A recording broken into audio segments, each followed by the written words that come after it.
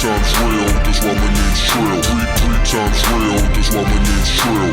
Hey, put your hands up, come on, put your hands up, put your hands up, shout out. 3 times real, that's why my name's Trill. Three times real, that's why my name's Trill. Hey, put your hands up, come on, put your hands up, put your hands up, now I hop on the scene with some banging dope beats with a top.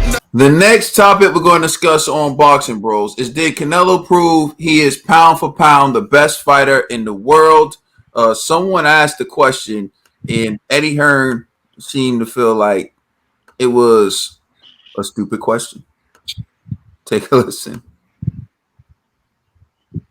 Usually call you or Terrence Crawford number one at pound for pound. It usually goes back and forth. Would you confidently call yourself number one pound for pound? No one says that, Michelle. They do on all of the rankings. They have him and Terrence Crawford. They don't. I'm asking the question of whether or not he considers himself. So, as you can see, the question was asked if he considers himself number one pound for pound. And the person asking the question said people usually have Terrence Crawford or Canelo, and Eddie Hearn's like, nah, not really. So, Conspiracy G, what's your thoughts on that?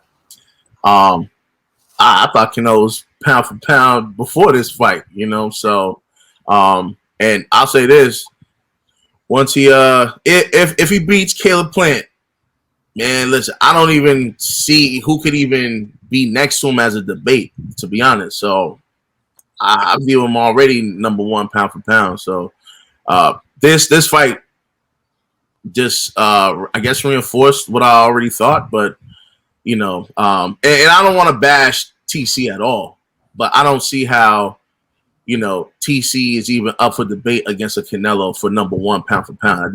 It just doesn't make sense to me, you know. But you to TC, man. I like you though, bro. Mm-hmm. All right, Dollar Bill.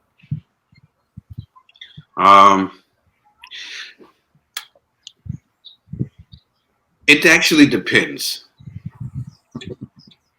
It depends on what planet we're on. No, seriously, no. Because here on Earth, yes. On La La Land, you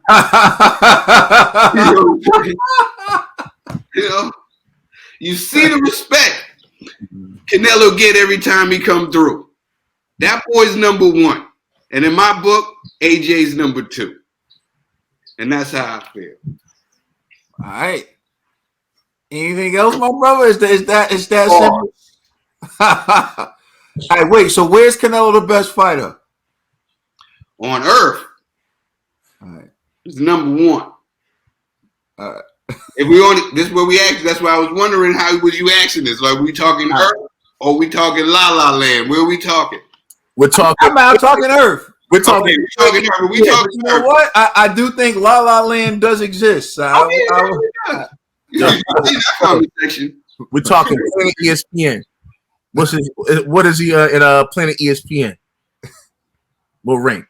Listen, in the world of ESPN, they don't probably even got him ranked. It's every ESPN fighter that they got. If you ain't on ESPN, you ain't ranked. PC number one, Teofimo number two, Tyson Fury number three. Oh man! But here on Earth,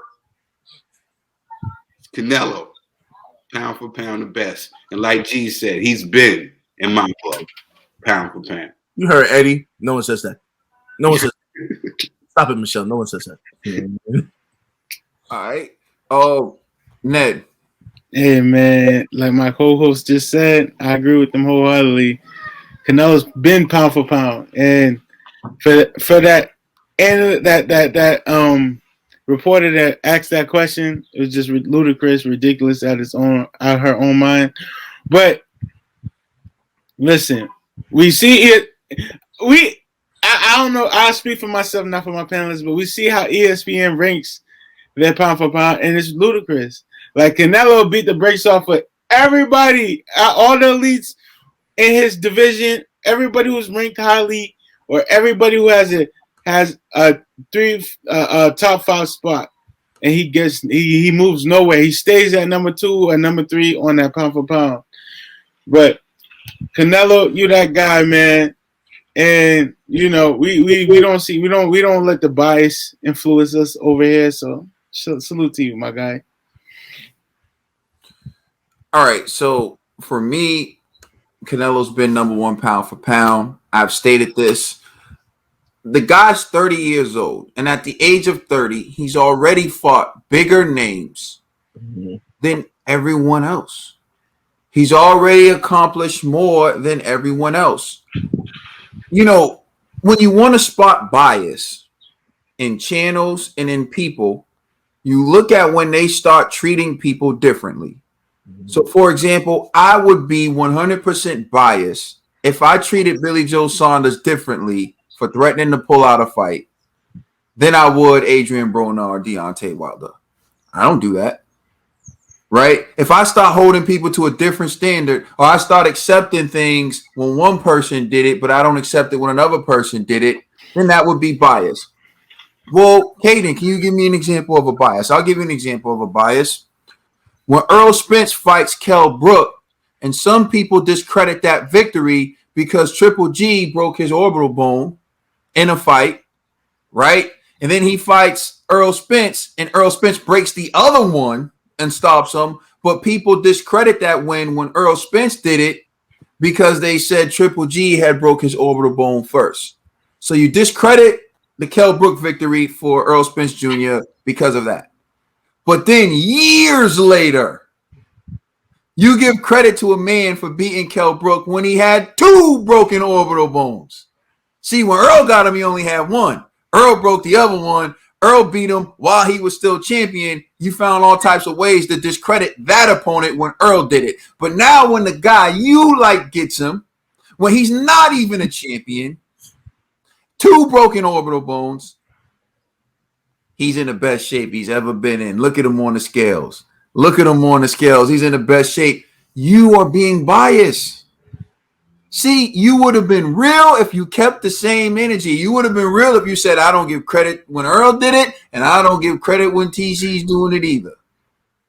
See, but you switch it up. And when it comes to this pound for pound thing, I notice when it comes to TC, people big up his opponents. Like I just pointed out with the Kell Brook situation, and they discredit Canelo's. Even when Canelo's fighting a guy like Callum Smith, who's ranked number 1 by Ring Magazine, ranked number 1 by BoxRec. And I think Callum Smith was even ranked the number 1 super middleweight by ESPN. All accounts, Callum Smith was the number 1 super middleweight. Canelo's fighting him, and people find ways to discredit that. In no place ever except La La Land was Kell Brook ranked number 1 when TC fought him. But what you realize, what you're witnessing is bias that forces people to elevate an opponent when one guy's fighting them and discredit an opponent when the other guy's fighting them, even when the other guy is fighting the better opponent. Okay, so you want to bring up Yildirim. Again, look at this channel. None of us acted like Yildirim was a good fighter. None of us acted like it was real. We called him food. We didn't understand how he got that rating. We never gassed that up for Canelo. We called it what it was. Tune up, money grab, contract, just a fight to get closer to the contract. Exactly. Whatever. We never said that was the best Yildirim you ever seen in your life. We never acted like Yildirim became a killer overnight. We never did that. We kept the same energy from Yildirim that we always had.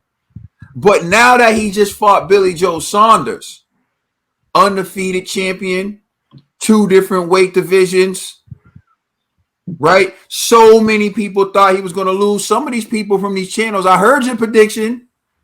I heard you. You was wrong. You was wrong. Now, are you gonna huh? I was just saying levels. Yeah, are you gonna give Canelo his credit now? He just stopped a guy who some of you thought was going to be competitive, who some of you thought could beat him. Are you going to give him credit now? No. You're going to find a way to discredit Billy Joe now.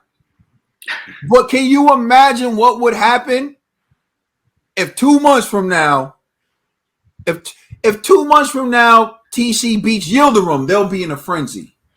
Oh, Yildirim got a new trainer. He was on a new diet. He was better than he ever was. Can you imagine? Can you imagine? This stuff just doesn't make any sense to me.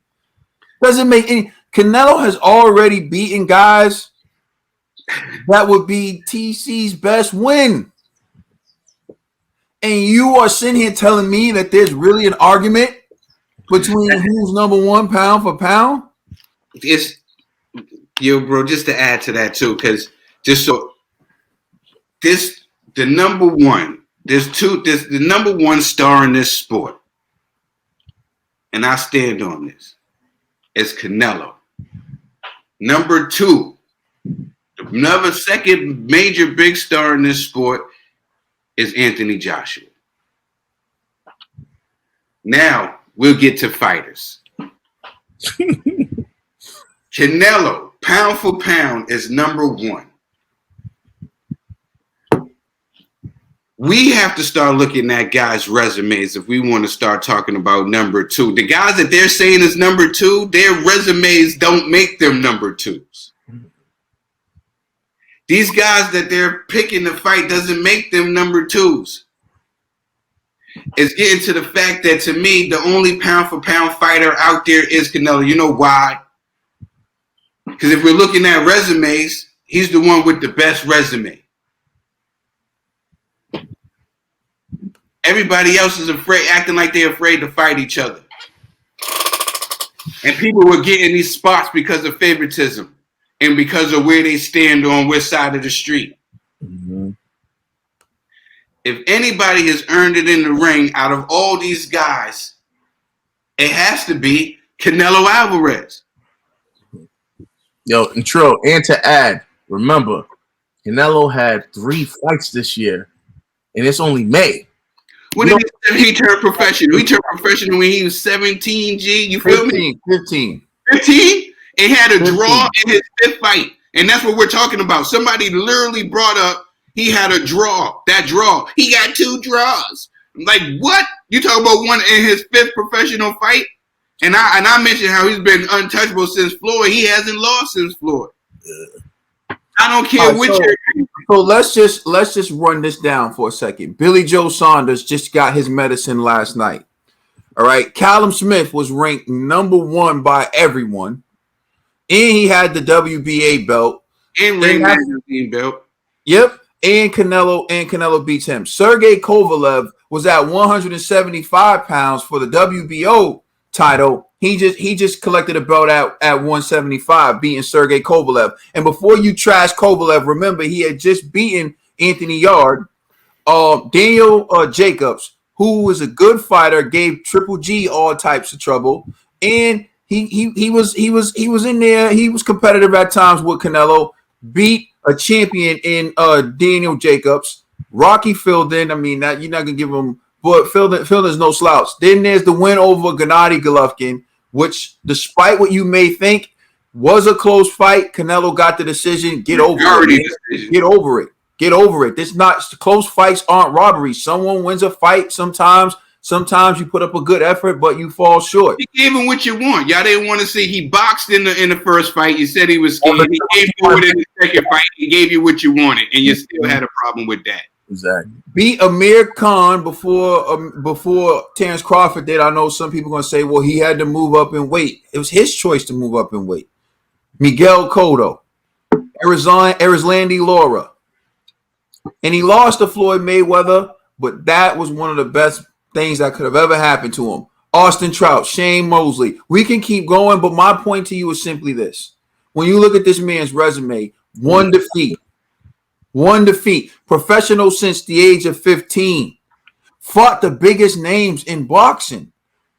Last night, just beat another guy. So, and here's why sometimes you have to go off facts and what someone accomplished over your opinion. I saw your opinions again. Again, you was wrong. I saw a lot of your opinions, and again, you was wrong.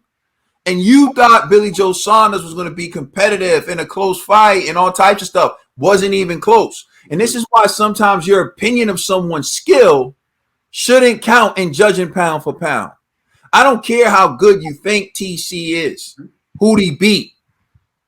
That's what should determine it. Because a lot of you thought Billy Joe Saunders was so good and so talented and so technical, and you give him this 22-foot ring, and he's going to dance around Canelo, and look what happened. This is why facts matter. This is why who you beat matters. This is why show me the resume matters. And that's what we said. That's why I went down here on this show. If y'all remember, I said I take back all the good stuff I ever said about Billy Joe. Y'all remember that? When I said I always gave him too much credit over the people that he was supposed to be beating. I was saying he looked sensational against the people that he was supposed to be beating. We got to start giving these guys credit for the people that they do get in there. How are we going to give people for credit for fights they ain't never fought before? You heard my brother K. He said this on air all the time.